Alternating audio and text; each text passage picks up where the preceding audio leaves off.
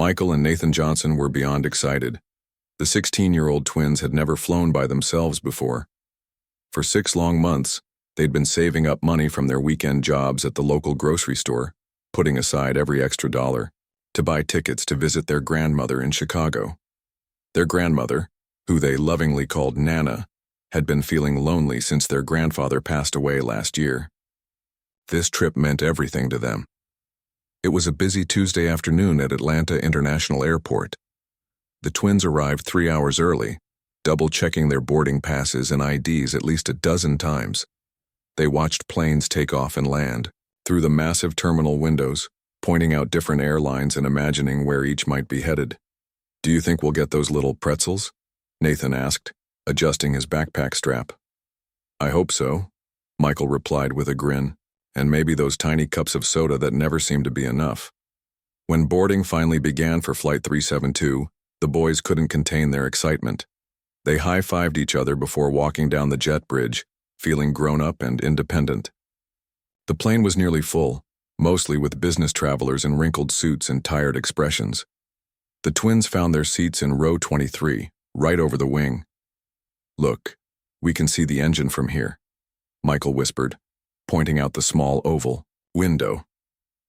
Nathan pulled out his phone and started recording a video. "Nana's never going to believe we did this by ourselves," he said, panning across the cabin. A few rows ahead, flight attendant Rachel Wilson was having what she would later describe as the day from hell.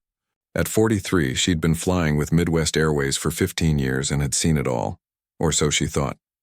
Today's flight was already running an hour behind schedule because of storms moving across the Midwest. The airline was short-staffed after 2 crew members called in sick, which meant Rachel had been running back and forth down the aisle like a pinball. Her usual neat bun was coming undone, with strands of hair sticking to her forehead in the overheated cabin. To make matters worse, her supervisor had just texted that the airline's customer satisfaction ratings were down this quarter, and crew evaluations would be tied to improvement. Rachel's feet ached in her regulation heels, and she hadn't had time to eat anything except a stale granola bar since 5 that morning. When the captain announced they were ready for the safety demonstration, Rachel took her position at the front of the cabin. Her coworker Thomas began the recorded announcement while Rachel demonstrated how to fasten a seatbelt and locate emergency exits. That's when she noticed the twins in row 23. They were sharing earbuds, heads bent together over a phone, laughing at something on the screen. The glow from the device illuminated their faces in the dimly lit cabin. Rachel felt something twist inside her chest, a mixture of frustration and authority challenged. "Excuse me?" she called out, pausing the safety demonstration. A few passengers looked up, annoyed at the interruption. The twins, however, didn't hear her through their shared earbuds. Rachel's patience, already stretched paper-thin, snapped completely. "Turn that off right now!" she shouted, her voice echoing through the cabin much louder than she'd intended. The entire plane went silent. The twins jumped in surprise, yanking out their earbuds. In their confusion, Nathan fumbled with the phone, accidentally hitting the volume button instead of the power button.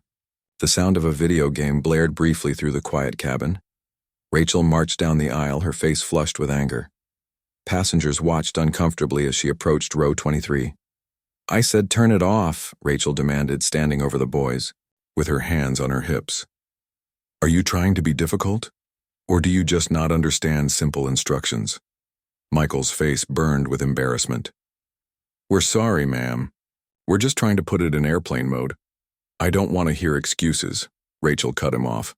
"This is a safety demonstration. Lives could depend on this information.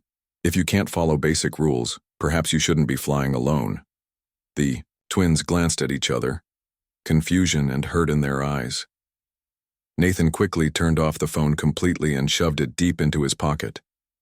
"That's better," Rachel said coldly, still hovering over them. "One more disruption from either of you and I'll have the captain return to the gate and remove you from this flight." "Do I make myself clear?" The twins nodded silently. Their earlier excitement completely vanished. They could feel the stares of other passengers burning into them from all directions. An older woman across the aisle shook her head in disapproval, though The twins weren't sure if her disapproval was aimed at them or at the flight attendant. Some people's children, Rachel muttered loud enough for several rows to hear as she walked back to the front of the plane. For the twins, it felt like the longest walk in history, with Rachel's footsteps echoing against the sudden silence.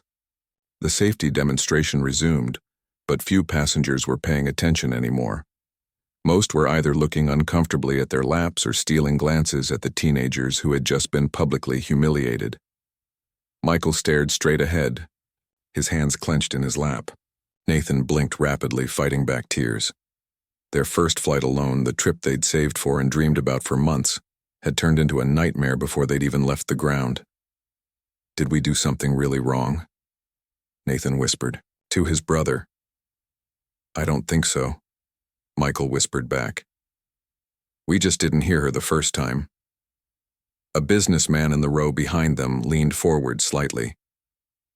"Don't worry about it, kids," he said quietly. "She overreacted. You're fine."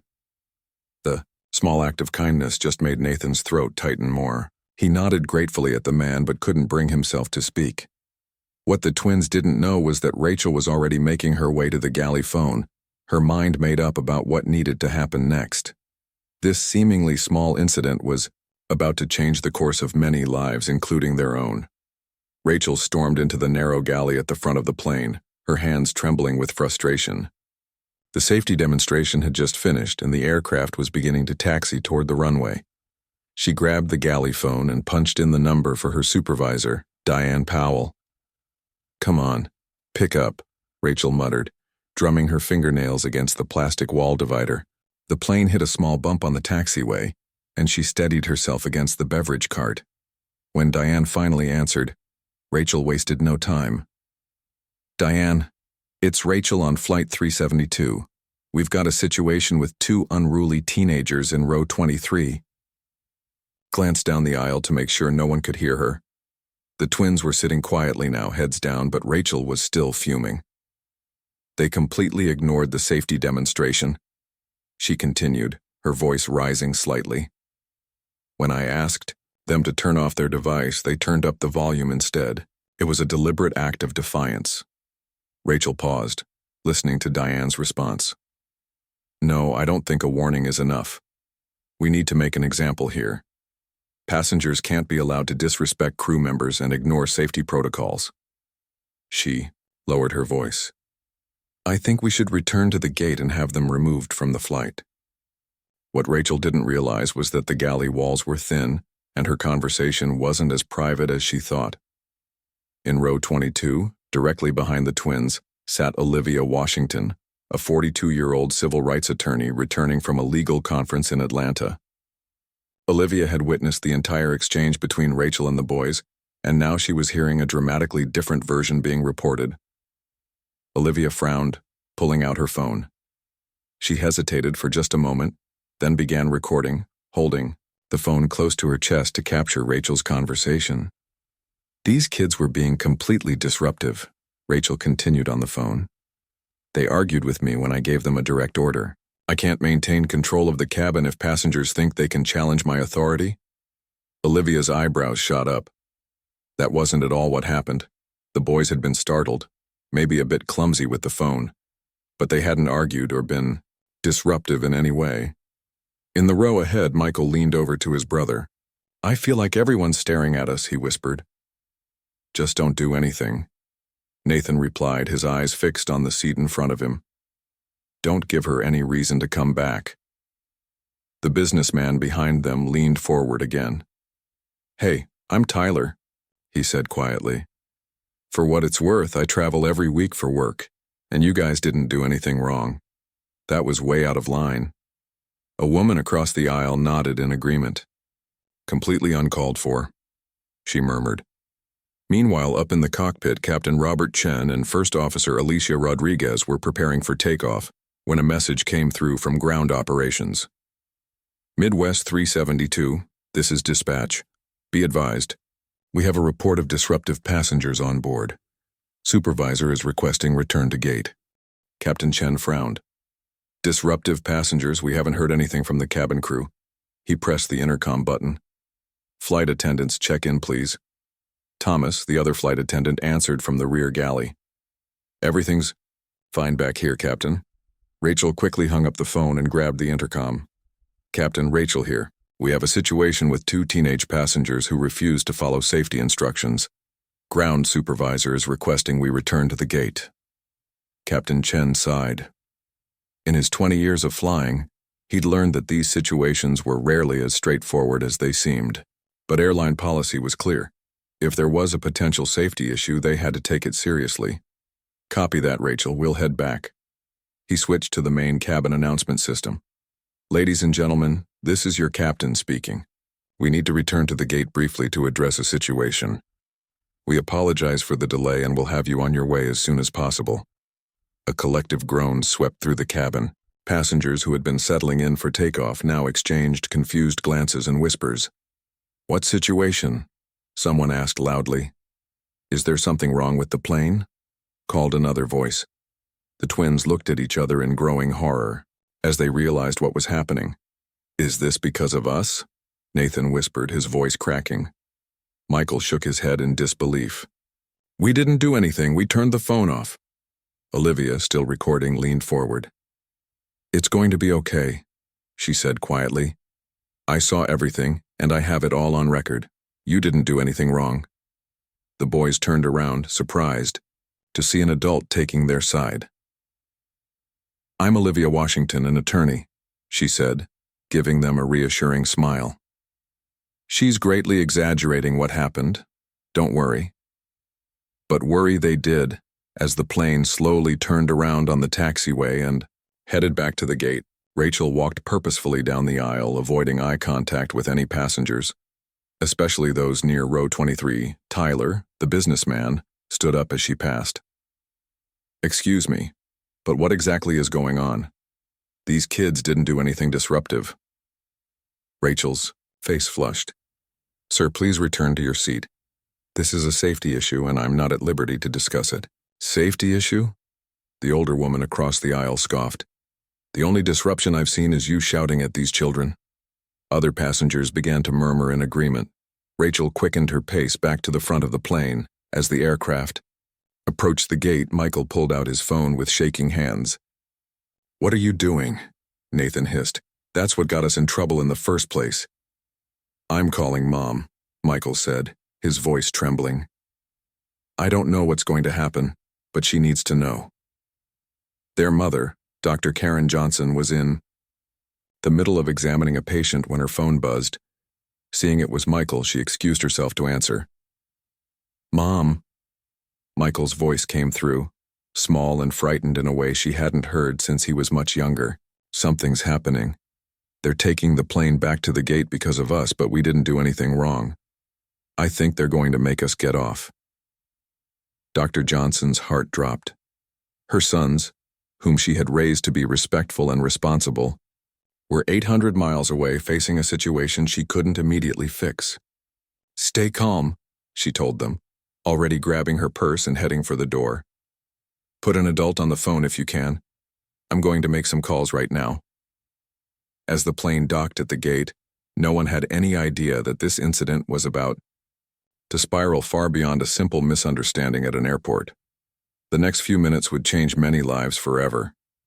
The plane came to a complete stop at the gate. The seatbelt sign dinged off, but nobody moved. An unusual tension filled the cabin, the kind that happens when strangers suddenly find themselves united by witnessing something unjust. "Ladies and gentlemen, this is your captain speaking," came Captain Chen's voice over the intercom. "We've returned to the gate to address a situation with some passengers. We ask for your patience and understanding. Ground staff will be boarding shortly." Michael and Nathan sat frozen in their seats. This was supposed to be their big adventure, their chance to prove to their parents they were responsible enough to travel alone. Now, they were about to be kicked off the plane for something they didn't do. "I can't believe this is happening," Nathan whispered, his voice barely audible. Olivia, the attorney sitting behind them, was rapidly typing on her phone. "I'm documenting everything," she told the twins. "Don't worry, this isn't right and a lot of people here know it." The main cabin door opened with a pressurized whoosh. 2 airport security officers stepped aboard, followed by a woman in a Midwesty Airways uniform with a supervisor badge that read, Diane Powell. Rachel immediately approached them, speaking in hushed tones and pointing discreetly toward row 23. The twins sank lower in their seats. Airport security is here for us, Michael said, his voice shaking. Mom's going to be so disappointed. We didn't do anything wrong, Nathan insisted, though his confidence was fading fast. Diane and the security officers began making their way down the aisle toward the twins. But something unexpected happened before they could reach row 23. Tyler, the businessman, stood up. Excuse me, he called out loudly. I need to speak with the supervisor, please. Diane paused, looking annoyed at the interruption. Sir, please take your seat. We're handling a situation. Yes, I know exactly what situation you're handling, and it's completely ridiculous, Tyler replied. These boys did nothing wrong. I was sitting right behind them. The older woman across the aisle stood up too. I saw everything, she added firmly. That flight attendant overreacted and embarrassed these children for no reason. One by one, other passengers began speaking. They were just watching a video. They turned it off when asked. This is absurd. Diane looked taken aback by the sudden chorus of support for the twins. This wasn't the typical scenario when removing disruptive passengers. Olivia Washington seized the moment and stepped into the aisle. I'm an attorney, she announced, holding up her phone. I have recorded evidence that your flight attendant greatly exaggerated what happened in her report to ground staff. These young men simply didn't hear the initial request because they had earbuds in. When they did hear, they complied immediately. Rachel's face paled. You recorded me? That's against airline policy. Actually, Olivia countered calmly, recording a conversation that misrepresents an incident which could lead to serious consequences for these minors is perfectly legal. I'd be happy to discuss the relevant statutes if you'd like.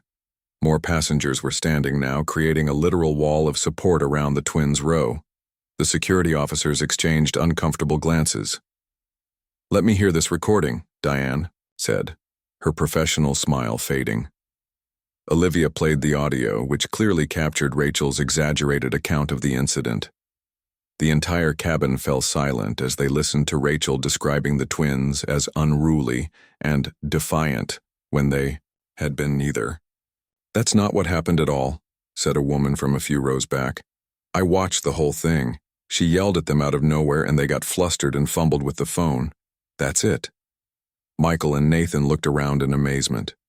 Complete strangers were standing up for them, defending them. You can't remove these boys from this flight, said a man in a military uniform from the front of the plane. It would be completely unjust. We all saw what really happened.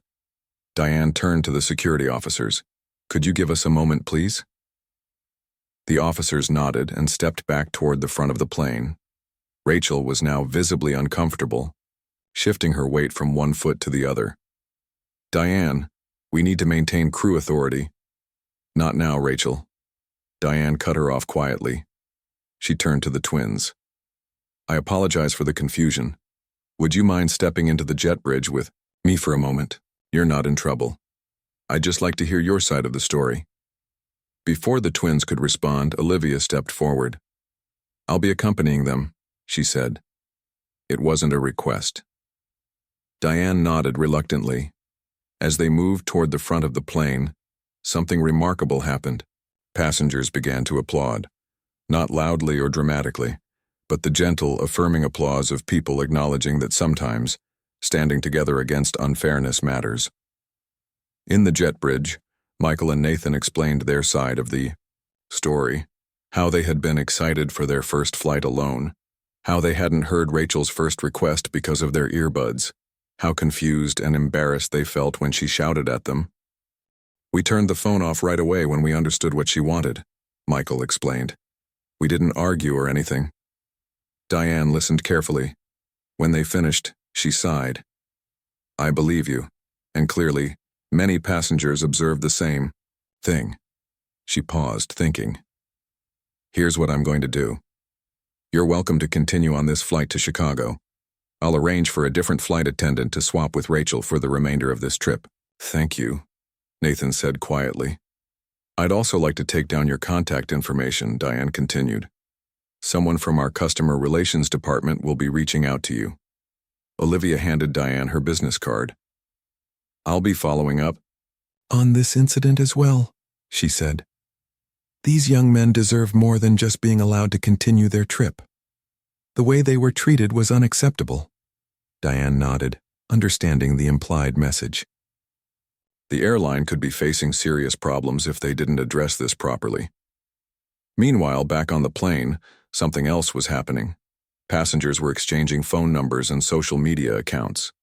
Tyler had started a group chat for Flight 372 witnesses. The older woman who had spoken up first introduced herself as Dr. Patricia Chen, a retired psychology professor who specialized in bias studies. What we just witnessed, she told the passengers around her, was a textbook example of how bias works. Those boys did exactly what any teenager might do, but they were immediately labeled as disruptive and defiant. People nodded in understanding. Seeds were being planted that would grow into something much larger than anyone on that plane could imagine. When Michael and Nathan returned to their seats, accompanied by Diane, the other passengers gave them encouraging smiles and thumbs up. A flight that had begun with humiliation was transforming into something empowering. We're going to have a different flight attendant for the remainder of your journey, Diane announced to the cabin. We'll be on our way to Chicago in approximately 15 minutes. We apologize for the delay. As Diane escorted Rachel off the plane, the twins sank back into their seats, emotionally drained but relieved. That was intense, Michael whispered. Nathan nodded. Did you see how everyone stood up for us? That was, I don't even know the word. Powerful, Olivia suggested from behind them. That's the word you're looking for. What you just experienced is the power of community. Remember this moment. What none of them realized was that this moment was just the beginning. Outside the plane, Dr. Karen Johnson had just arrived at the airport, having dropped everything to reach her sons. And in her hand was her phone, already lighting up with notifications as the story of Flight 372 began spreading across social media. By the time Flight 372 finally landed in Chicago, 3 hours behind schedule, the story had already taken on a life of its own. Olivia's recording had been shared hundreds of times across social media platforms. Tyler, the businessman who had first spoken up, had posted about the incident on his account with over 20,000 followers. Hashtags like Burikar, Flight 372, and Flying While Black were trending in multiple cities. The twins' mother, Dr. Karen Johnson, met them at the arrival gate in Chicago, wrapping them in a tight hug that said everything words couldn't. I'm so proud of you both, she whispered, holding their faces in her hands. You handled yourselves with such dignity. Nana was there too, her eyes damp with a mixture of anger and relief. My brave boys, she said, pulling them close. My brave, brave boys. What the Johnson family didn't realize was just how quickly their personal experience was becoming part of a much larger conversation. By evening, major news networks had picked up the story. Video clips from passengers' phones showed the moment when the community of strangers had formed a protective circle around the twins. Headlines described it as, Passengers Unite to Protect Teens from Unfair Treatment. The airline's public relations team was in crisis mode. Their social media accounts were flooded with comments from people sharing their own stories of being mistreated on flights. The company's stock price had dropped 3 points by market close. At 7:30 p.m., the CEO of Midwest Airways, Peter Roberts, issued a public statement. We at Midwest Airways are deeply concerned about the incident that occurred this morning on Flight 372. We have launched a full investigation into the matter. The flight attendant involved has been placed on administrative leave pending review. Midwest Airways is committed to treating all passengers with dignity and respect, and we take any allegations of bias very seriously. Dr. Johnson read the statement on her phone while sitting in her mother's living room. The twins were in the kitchen, being stuffed with Nana's famous pot roast and trying to process the whirlwind day they'd had. It's not enough, Dr. Johnson said quietly. What's that, dear? Her mother asked. This statement. It's not enough. She looked up, her face resolute. They think they can just put out some corporate apology and wait for this to blow over. But this isn't just about Michael and Nathan. This is about every child who gets labeled as disruptive or defiant for normal behavior. Her phone rang. It was Olivia Washington. Dr. Johnson? I hope I'm not calling too late. Not at all, and please call me Karen. Karen, I've been contacted by several major news programs. They want to interview you and the boys about what happened today. I think it's important to keep this conversation going, but of course it's completely your decision. Dr. Johnson took a deep breath. As a pediatrician, she had spent her career advocating for children. Now she needed to advocate for her own. Yes, she said firmly. We'll do it. The next morning, Dr. Johnson sat beside her sons on a morning news program. The boys were nervous but composed as they recounted their experience. We were just excited to fly by ourselves for the first time, Michael explained. We didn't hear her the first time she asked us to turn off our phone because we had earbuds in. And then when we did hear her, we got confused because she was shouting, Nathan added. I accidentally hit the volume button instead of turning it off right away. The interviewer turned to Dr. Johnson. As a mother, what was going through your mind when you got that call from your son saying they were being removed from the plane? Dr. Johnson's professional composure momentarily cracked. Fear, she admitted. My first thought was fear. Not just for that moment, but for all the moments to come. My sons are honor students. They volunteer at the community center. They saved for months to visit their grandmother, and none of that mattered because in that moment they were just seen as troublemakers. Her voice strengthened. I'm a pediatrician. I've spent my career caring for children of all backgrounds, and I've seen how these small moments of being labeled, being seen as disruptive when you're just being a normal teenager, can accumulate and affect how young people see themselves and their place in the world. The interview went viral within hours. Meanwhile, Midwest Airways was conducting their promised investigation, and what they found was troubling. A thorough review of Rachel Wilson's employment record revealed this wasn't an isolated incident. There had been 3 previous complaints about her handling of minor infractions, all involving passengers of color. These complaints had never been properly addressed or connected, each one filed away as a one-off incident. The airline's training programs came under scrutiny too. Their conflict resolution guidelines were outdated, with no specific training on recognizing implicit bias or de-escalation techniques. By day 3 of what the media was now calling the Flight 372 incident, the story had evolved from a single event to a nationwide conversation about how bias shows up in everyday interactions. Dr. Patricia Chen, the retired psychology professor who had been on the flight, appeared on several news programs to explain the science behind what had happened. What we saw on that plane was what psychologists call adultification bias, she explained. It's when children, particularly children of color, are perceived as being older than they actually are and are held to adult standards of behavior. They're given less benefit of the doubt and harsher punishments for normal childhood behaviors. She leaned forward earnestly. But what was remarkable about Flight 372 was what happened next. A community of strangers recognized the injustice unfolding before them and chose to act. That's also backed by research, what's called the bystander intervention effect. When one person speaks up, it empowers others to do the same. Olivia Washington was working with several civil rights organizations to develop new guidelines for airlines.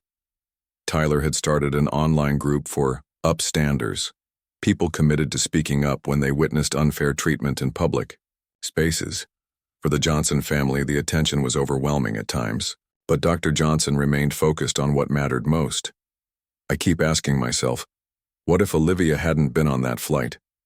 What if Tyler hadn't spoken up? What happens to all the children who don't have a plane full of witnesses willing to stand up for them? She told a reporter. This isn't about getting compensation or punishing one flight attendant. It's about changing a system that allows these things to happen in the first place. 7 days after the incident, Midwest Airways announced comprehensive changes to their training programs. All staff would undergo mandatory courses on bias recognition and prevention. They were establishing a new passenger advocacy office to properly track and address complaints. And perhaps most significantly, they were forming an advisory council of diversity experts to review all their policies and procedures. The CEO requested a private meeting with the Johnson family. No press, no lawyers, just a chance to apologize, in person, and hear directly from Michael and Nathan about their experience. What no one expected was that Rachel Wilson, the flight attendant at the center of the storm, asked to be part of that meeting too. The meeting was set for a quiet conference room at Midwest Airways headquarters. Dr. Johnson arrived with Michael and Nathan, still unsure if agreeing to this was the right decision. The boys were nervous, fidgeting with their water bottles as they waited. CEO Peter Roberts entered first, looking far more human in person than he did on television.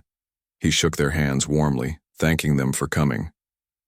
"Before we begin," he said, "I want to personally apologize to you both." He looked directly at Michael and Nathan. "What happened on that flight should never have happened, and I'm truly sorry that it did." Dr. Johnson nodded, appreciating that he had addressed her sons directly rather than talking about them as if they weren't in the room. "There's someone else who would like to speak with you," Peter continued. "She's very nervous, but she asked specifically for this opportunity. You're free to decline, of course." The door opened, and Rachel Wilson walked in. She looked different from how the twins remembered her, smaller somehow, without her uniform and the authority of the airplane cabin. Her hands were shaking slightly as she took a seat across from the family. For a long moment, nobody spoke. The tension in the room was thick enough to touch. "Thank you for agreeing to see me," Rachel finally said, her voice quiet but steady. "I've spent the last 2 weeks thinking about what happened on that flight. At first I was defensive. I told myself I was just doing my job, that you didn't follow instructions." She paused. "But that wasn't true, and I know it." She looked directly at the twins. "The truth is I was having a terrible day. I was tired and stressed and frustrated. But that's no excuse for how I treated you. I see that now." Michael and Nathan exchanged glances, surprised by her candor. "Since that day," Rachel continued, "I've done a lot of soul-searching. I've had to ask myself some hard questions about why I reacted the way I did. Why I saw 2 teenagers with earbuds as disruptive when they were just being teenagers." She took a deep breath. "I've been working with Dr. Chen, the professor who was on our flight. She's been helping me understand about implicit bias and how it affects our snap judgments." Dr. Johnson raised an eyebrow, genuinely surprised. "You've been working with Patricia?" Rachel nodded. "She reached out to me, actually. Said she thought this could be a learning opportunity. At first I was offended, but then I started listening." The CEO interjected gently. "Rachel has been helping us revise our training programs. Her perspective as someone who's been on the other side of this has been invaluable." Rachel looked down at her hands. "I almost quit. I was so embarrassed and ashamed. But Dr. Chen convinced me that walking away wouldn't solve anything. That maybe I could help make sure this doesn't happen to anyone else." Nathan, who had been silent until now, finally spoke up. "Were you scared when all those passengers started defending us?" Rachel looked surprised by the question. "Yes," she admitted. "I was terrified. In 15 years of flying, I'd never experienced anything like that." "We were scared too," Nathan said simply. Something in the room shifted with that exchange, a recognition of shared humanity, despite everything that had happened. Dr. Johnson leaned forward. "What do you hope comes from all this, Rachel?" "Honestly?" Rachel met her gaze. "I hope it leads to real change, not just at Midwest Airways, but everywhere. I've been reading the stories people have been sharing online since this happened. So many similar experiences, I had no idea." She hesitated, then continued. "I also hope that somehow your sons can move past this. That's why I wanted to apologize in person. I don't expect forgiveness, but I needed you to know that I understand what I did wrong, and I'm truly sorry." The meeting continued for nearly an hour. They talked about the new training programs being developed, about Dr. Chen's research, about the twins' experience in the days following the incident. As they were leaving, Michael turned back. Ms. Wilson, I have a question. Yes? Would you be willing to come speak at our school? We're having an assembly about standing up when you see something wrong. I think your side of the story is important too. Rachel looked stunned, her eyes suddenly damp. I would be honored, she said quietly. 3 months later, the gymnasium at Westside High School was packed. Students and teachers listened intently as Dr. Johnson, Michael, Nathan, Olivia Washington, and Rachel Wilson sat on a panel together, sharing their experiences from that day on Flight 372. The easiest thing would have been to stay angry, Michael told the crowd. But the harder thing, the better thing, was to try to understand each other and create change. The Flight 372 initiative, as it had come to be known, had expanded far beyond what anyone had imagined. Midwest Airways had completely revamped its training programs, becoming an industry leader in bias prevention. Dr. Chen had received a grant to study how bystander intervention can disrupt bias incidents in public spaces. Olivia Washington had helped draft new guidelines for passenger rights that were being adopted by multiple airlines. And perhaps most surprisingly, Rachel Wilson had become an unlikely advocate for change within the airline industry. Her willingness to publicly acknowledge her mistakes and work toward improvement had opened doors for difficult but necessary conversations. The twins had changed too.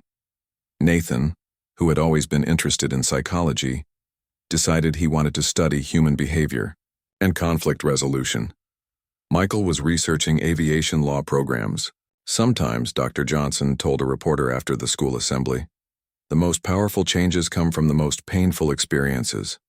What happened to my sons was wrong. But what happened afterward? A community standing together, corporations, accepting responsibility, individuals doing the hard work of growth. That gives me hope. As for Flight 372, it had become more than just a flight number. It was a case study in business schools, a chapter in psychology textbooks, a training scenario for customer service representatives across industries. The grounding of that plane, that day, Dr. Chen often said in her lectures, ultimately helped us all get to a better destination. On the 1-year anniversary of the incident, Midwest Airways announced the creation of the Johnson Twins Scholarship, a 4-year college scholarship for students pursuing degrees in social justice, psychology, or aviation safety. The first recipient, a young woman whose application essay described how she had witnessed an incident of bias on a subway, and remembering the story of Flight 372, had found the courage to speak up. That's the real legacy of what happened, Dr. Johnson said at the scholarship ceremony, her son standing tall beside her.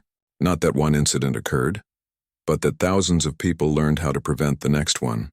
She smiled at her boys, now a year older and somehow both younger and wiser than they had been that day on the plane. Sometimes the journey matters, more than the destination. Sometimes getting grounded is the first step to taking flight.